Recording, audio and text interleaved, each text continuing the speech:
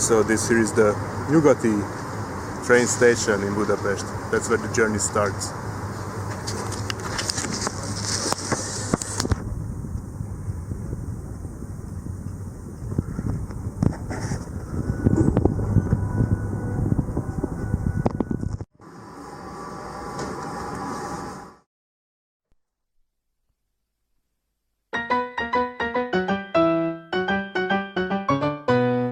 My first stop on the way to Australia was a small village in eastern Hungary, where I visited my grandparents for 2 days.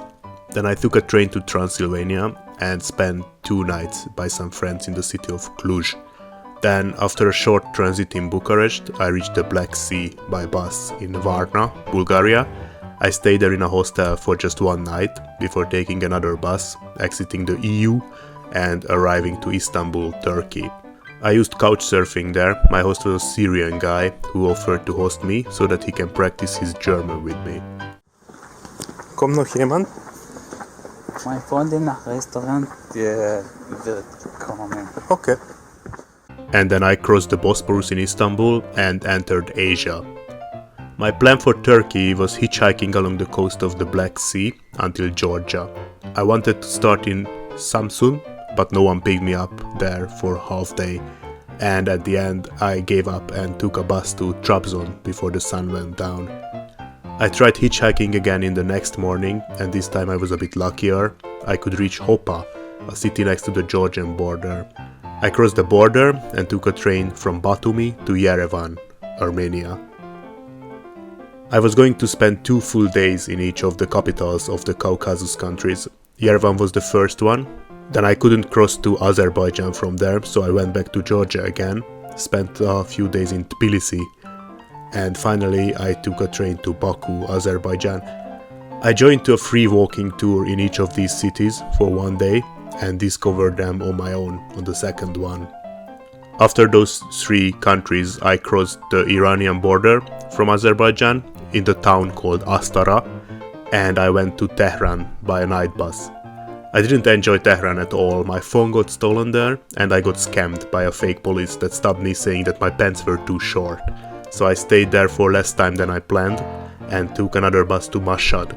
I had very nice couchsurfing hosts there. We cooked together and they brought me to their friend's birthday party and showed me the huge holy shrine in Mashhad and the caravanserai next to Mashhad, and at the end I got a lift to the border of Turkmenistan to the town of Bashgiran, where they found me an old man who gave me one of his rooms for a night. I had a transit visa to Turkmenistan, which means that I had to enter and exit on specific dates and specific border crossings.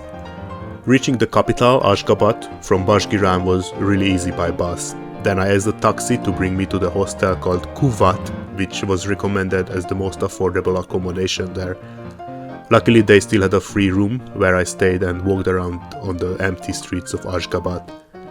I took a train to Ishogus station, from where a guy on a motorbike drove me to the Darvaza gas crater for $15. It's also known as the Gate of Hell. Later I took one more train to Dashaguz and then exited Turkmenistan on the north, from where the closest town was Nukush in Uzbekistan. But I didn't stay in Nukush. I took a shared taxi and I headed to Khiva, which is a very touristy inner city. At least it looked very touristy after Turkmenistan. I visited 2 other cities in Uzbekistan, Bukhara and Samarkand, and then I went to Dushanbe, the capital of Tajikistan.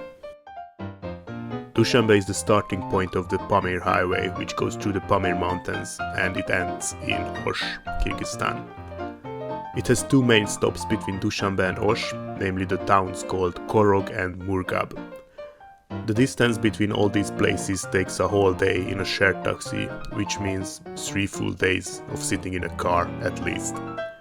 In Korog I stayed in a guest house, and in Murgab a local guy invited me to their home for a night. Crossing the Pamir Highway was really exhausting, so at the end in Osh I celebrated with a pizza. Then I went from Osh to Bishkek and from Bishkek to Almaty. I had some friend there who brought me for a hike, and he also showed me how to buy a bus ticket to Urumqi, China. In Urumqi I wanted to try couchsurfing, but The life of the people there is under control and they are not allowed to accept foreign guests. I could find only one single hostel that accepted foreigners, so I stayed there for a few days, but I didn't find that city too enjoyable. The part between Ürümqi and Ulaanbaatar was really tough. Even the receptionist of my hostel in Ürümqi couldn't help me how to reach Takeshiken, which is the western border crossing point of Mongolia. I took a night bus from Ürümqi to Qinghe, then a shared taxi from there to the border, then another bus to Bulgan in Mongolia, then another shared taxi to Kovd, from where in the next morning a bus brought me to Ulaanbaatar. That last bus ride alone was 28 hours long through the Gobi Desert, and for half of the way the road was unpaved. I didn't like that bus ride. In Ulaanbaatar I lived with a local family in a ger for a week. I found them on Workaway. The parents and 3 children were living in one tent, and they still had some space left for me.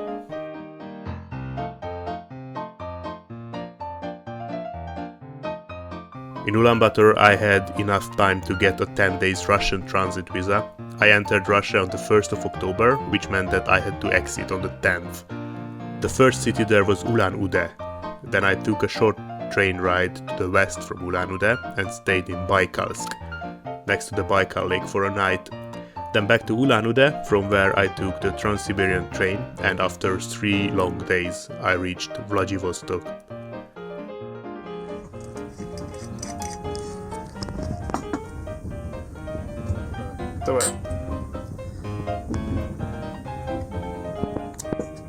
The 10 days were almost over by then, so I had to leave soon. There was a ferry going to South Korea. I had to book it in advance in order to get the Russian visa, so I boarded in the afternoon of the 10th of October, and when I woke up, I was close to the city of Donghae. Donghae is just a port city, nothing to do there, so I went to the train station and bought a ticket to Daegu, where I had a Korean friend, and from there I went to Seoul. I spent about a week in Seoul, having a little rest after almost 3 months of traveling, and since I didn't want to fly and couldn't go to the north, ferry was my only option again. I took one to China, or more specifically to Dandong. Dandong is a border town to North Korea. The Yalu River is between the two countries and there is a broken bridge that goes halfway over the river. So technically I was standing right on the border of North Korea. I didn't want to enter though. I took a train to Beijing instead, where a student organization was accepting short-term foreign visitors, so I stayed by them and also spent the Halloween party at their place. My next city was Shanghai, where I met a Chinese friend, but other than that, I didn't find anything exciting there, so I just went through the tourist spots. And my last city in China was Xiamen, the place where the ferries depart to Taiwan. I had a couchsurfing host there as well, who showed me how to pay in the convenience store by looking at the camera, without using his card or his phone. The ferry tickets from Xiamen to the main Taiwan island were sold out. I bought one to Kinmen Island instead. But from there was no ferry connection to the main island, and I couldn't go back to China either because I didn't have a visa anymore. So from Kinmen Island to Taipei I had to take a flight, which was something I really didn't want to do. My big idea for Taiwan was renting a bicycle and bike around the island, which took 2 weeks altogether. It was a very nice experience for most of the time, but sometimes there were too many hills and sometimes there was too much traffic. But in general, I would still recommend bicycling around Taiwan. After finishing the circle, I took another flight from Taipei to Hong Kong. Hong Kong has many hiking trails and I wanted to go through the longest one, the 100 kilometers long MacLehose Trail. I bought a cheap tent in a shop and started to carry it through the trail. It took me 4 days to finish it, which also included getting lost once on the second day and arriving back to the starting point.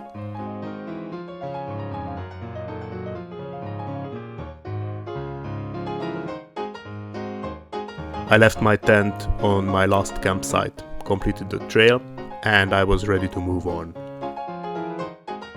Next I flew to Hanoi, the capital of Vietnam. In Hanoi I bought a Honda Dream from a backpacker in my hostel, with the ambition that I will ride all the way to Ho Chi Minh, the largest city on the south of Vietnam. That was my first time driving a motorbike ever, so I started very slowly, but I got used to it and I managed to arrive to Ho Chi Minh in about 2 weeks. I had lots of rain for the first part, until around Da Nang. Then the weather became nice and sunny, which was way more convenient.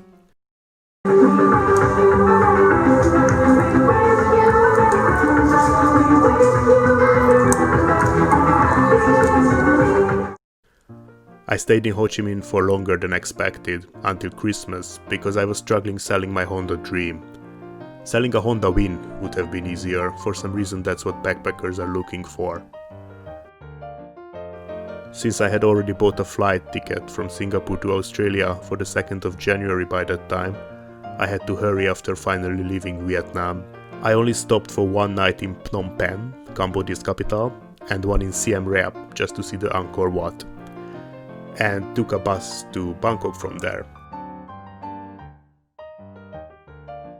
But I had only a few days left, so I soon took another bus to Kuala Lumpur, where I watched the New Year's firework, and after one more short ride to Singapore, I caught my flight to Launceston, Australia.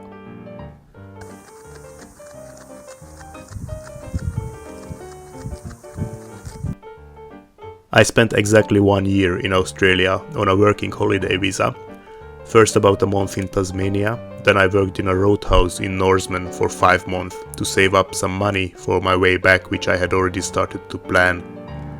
Then I had a little trip to Taiwan again, because I liked it a lot. Then came back to Australia, bought a car and did a road trip from Perth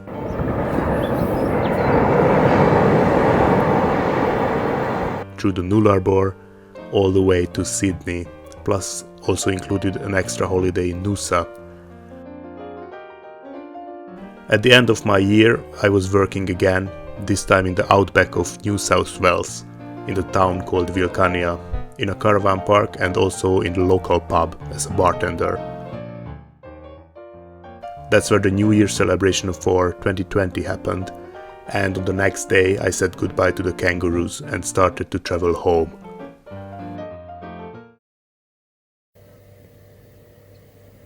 Goodbye, kangaroos. I didn't have any time for Indonesia on the way to Australia, but I didn't want to skip it on the way back, so first I flew to Bali. I went to Nusa Penida there to take some pictures of the Keling King and went to Canggu as well. I didn't go to Ubud though, although I think I should have. I left to Java Island from Bali without visiting it. My first station on Java Island was Malang.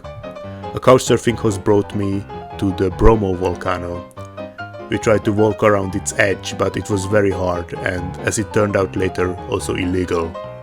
And we went to see a waterfall as well, somewhere nearby. Then I had short stops in Yogyakarta and in Semarang as well, before arriving to Jakarta, where I met some friends. Then I flew to Manila, just because I wanted to see the Philippines, but Manila looked horrible. I took a flight to Taiwan soon.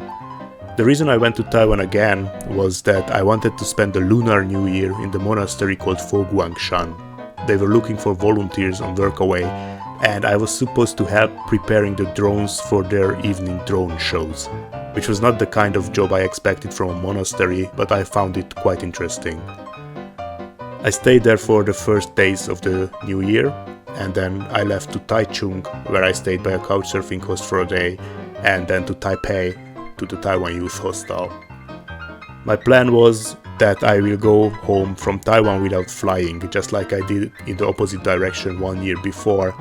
I already had my visa to China, but I couldn't take a ferry there because the border was closed due to some weird virus going on from Wuhan.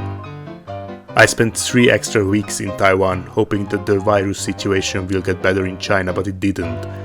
I spent 2 weeks in Hualien and 1 week in Jiaoxi. Those were both work for accommodation opportunities, but at the end China was still closed, so I had to take a flight again to Vietnam. I still wanted to go home by using buses and trains only, so I made a new plan from there. And as the first step of the new plan, I was going to spend 3 days in 4 different cities. So I started in Da Nang, from where I took a night bus to Vientiane, the capital of Laos. After 3 days I moved on to Chiang Mai, Thailand, where I also spent 3 days and finally took another bus from there to Yangon, Myanmar.